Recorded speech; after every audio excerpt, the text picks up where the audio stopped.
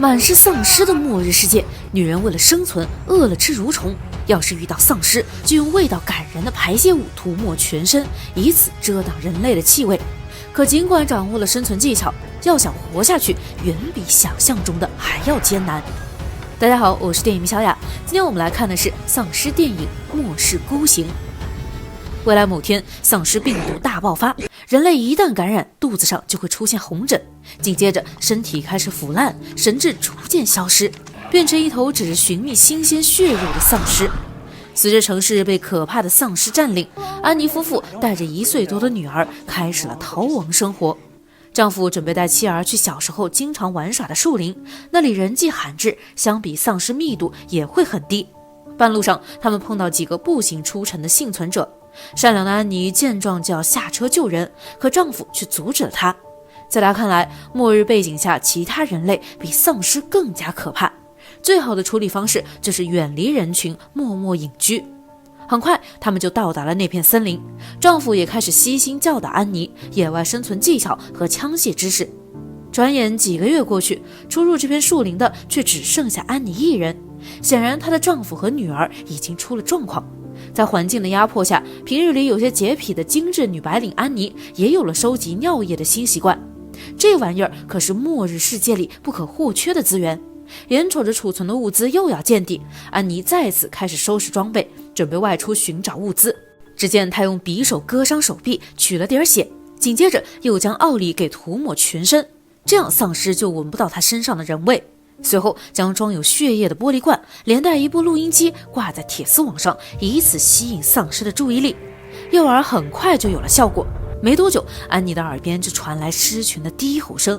她抓紧时间来到一户人家，屋主是一对夫妻，已经沉尸在家。安妮拿起一旁的猎枪，发现里面的子弹已经用光。令人绝望的世界，不是每个人都有勇气活下去。房子的主人选择了解脱，打开断电的冰柜，里面的东西早已腐烂，好在橱柜里还有一些余粮。安妮翻窗离开时，不小心踢翻外面的垃圾桶，附近的丧尸闻声而动，迅速冲了过来。慌乱中，安妮在钻铁丝网的时候，不小心被刮到了腰。管不了那么多，她只能忍着疼痛，撕扯着身体挣脱出去。穿过公路，她赶紧把将储备几天的尿液浇到身上，这样丧尸就闻不到伤口处散发的血腥味。见尸群没有追过来，安妮总算放下心来，随即来到湖中清洗身体。没有麻醉药，她直接用针线缝合腰上的伤口。尽管安妮已经习惯一个人的末日生活，可闲下来的时候，她总会想起那个悲伤的夜晚。女儿高烧不退，丈夫坚持要到外面找药，结果一夜未归。天亮后，安妮背着女儿去找人，却只找到丈夫残缺不全的尸体。为了拿到药物，她最终还是被丧尸群追上，可她临死前仍然紧紧攥着找来的药。安妮很绝望，但1岁多的女儿还需要她来照顾。接下来的几天，她开始外出寻找食物。临走前，她会用树枝伪装车子，最后把女儿放在座位上，这才能安心的去找物资。她刚走入房间，就看到尸变的女主人正在狼吞虎咽。开枪击毙丧尸的时候，血液意外喷溅到安妮的衣领上。她顾不上处理卫生，拿起食物就往回赶。还没看见女儿，就听到她饿得嗷嗷大哭。安妮情急之下，赶紧将她抱起来安慰，结果女儿的嘴巴不小心碰到了她的衣领上。安妮瞬间心头一惊，只能祈求上帝保佑女儿没被病毒感染。但事与愿违，没过多久，女儿的身上出现了红疹，这正是感染者的症状之一。没有消毒水，安妮只好用滚烫的热水擦拭女儿的身体，可是根本没用。不忍心看着女儿变成丧尸，安妮做出一个艰难决定，她将安眠药捣碎，用水冲泡，喂给了女儿。接下来的日子，安妮便开始了末世孤行。直到这天，她在寻找物资的途中遇到一对男女，男人受伤倒在马路上。安妮不忍心，确定两人没有被病毒感染后，将他们带回自己的营地，还帮男人简单包扎了伤口。从女孩口中得知，她叫奥利维亚，男人克里斯其实是她的继父。安妮好心让奥利维亚睡在车里，但她坚持待在克里斯身边。看得出来，奥利维亚很依赖克里斯，两人几乎形影不离。随着相处，安妮和克里斯的关系更加融洽。原本承诺的身体复原就会离开，后来克里斯总找各种理由留了下来。温馨的场面很快被打破。这天，三人在湖里洗澡时，克里斯和安妮不寻常的亲密引来了奥利维亚的注意。对克里斯强烈的占有欲让他隐隐不安，感觉自己唯一的亲人就要被别人抢走。晚上，本应和奥利维亚睡在帐篷里的克里斯偷偷上了安妮的车，两个孤独的人一拍即合，而这一幕恰好被奥利维亚看在眼里。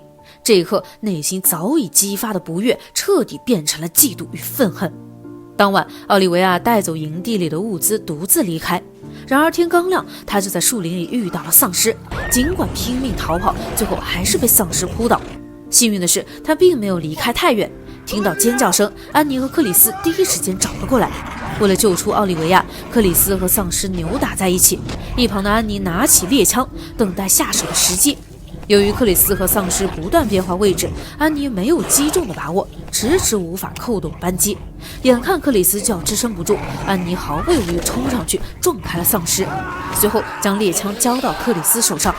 一次两次，克里斯用枪柄狠狠击打着丧尸，危机终于解除。死里逃生的三个人再次返回营地，安妮并没有责怪奥利维亚，反而帮他处理了腿上的伤口。克里斯认为营地不再安全，附近的丧尸很快也会找到这里，希望安妮能和他一起离开，结果却遭到了拒绝。女儿死在这片土地上，安妮还没有和这段糟糕的回忆和解，留在这里，与其说是为了保命，倒不如说是一种自我惩罚。克里斯不愿放弃，他告诉安妮，你现在最应该做的是直面遗憾，接受现实。不管你做什么，逝去的家人永远无法回来，应该继续前行才对。克里斯的话让安妮陷入了思考，最后她总算想明白，决定和克里斯离开，去迎接新的生活。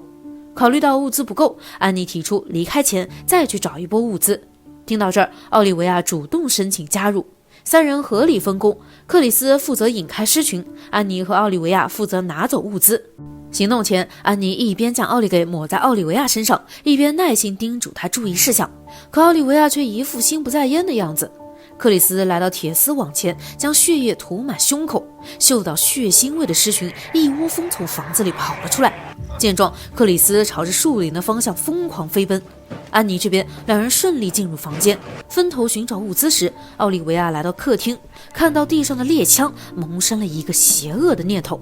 下一秒，安妮被人偷袭，倒在地上。恍惚间，他看到一个人站在面前，不是别人，正是奥利维亚。为了让安妮彻底离开克里斯，他竟然做得这么绝。将安妮绑起来之后，奥利维亚大声尖叫。果然，他前脚刚离开，丧尸便来到房门外。好在安妮及时摆脱束缚，躲进了冰柜。丧尸固然强悍，但还没进化到能打开冰柜的程度。最后，安妮侥幸躲过一劫。等到外面没了动静，他才小心翼翼走出房门。与此同时，逃跑的奥利维亚惊讶地发现，身后竟然紧跟着一只丧尸，匆忙跑回营地。克里斯问他安妮在哪里，奥利维亚支支吾吾，不知道怎么开口。就在这时，危险不期而至。